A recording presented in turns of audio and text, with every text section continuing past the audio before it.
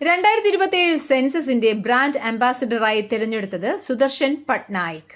പ്രതിരോധ സർക്കാർ ജീവനക്കാർക്കുള്ള ഭവന വായ്പകൾ ലളിതമാക്കുന്നതിനായി നാഷണൽ ഹൌസിംഗ് ബാങ്ക് ആരംഭിച്ച ഡിജിറ്റൽ പ്ലാറ്റ്ഫോം ഗൃഹസുഖം പോർട്ടൽ.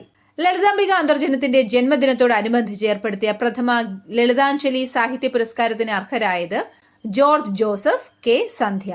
2026 മാർച്ചിൽ വിരമിച്ച കേരള സംസ്ഥാന തെരഞ്ഞെടുപ്പ് കമ്മീഷണർ എ ഷാജഹാൻ. ഇന്ത്യയിലെ ആദ്യത്തെ സമൃദ്ധി കേന്ദ്രം ഉദ്ഘാടനം ചെയ്തത് ഉമ്രി, മധ്യപ്രദേശ്. 2026 മാർച്ചിൽ പ്രധാനമന്ത്രി നരേന്ദ്രമോദി സമ്രാട്ട് സമ്പ്രതി മ്യൂസിയം ഉദ്ഘാടനം ചെയ്ത സംസ്ഥാനം ഗുജറാത്ത്.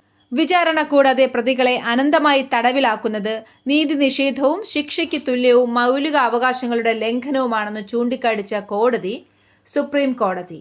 ലോകത്തിലെ ആദ്യത്തെ ചരക്ക് ഗതാഗതത്തിന് മാത്രമായുള്ള ബുള്ളറ്റ് ട്രെയിൻ ആരംഭിച്ച രാജ്യം ജപ്പാൻ.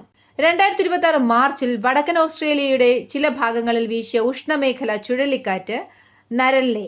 തുറമുഖ മാനേജ്മെന്റിനായി ഡിജിറ്റൽ ട്വിൻ സംവിധാനം ആരംഭിക്കുന്ന ഇന്ത്യയിലെ ആദ്യ തുറമുഖമായി മാറിയത് VO ചിദംബരനാർ തുറമുഖം, തമിഴ്നാട്.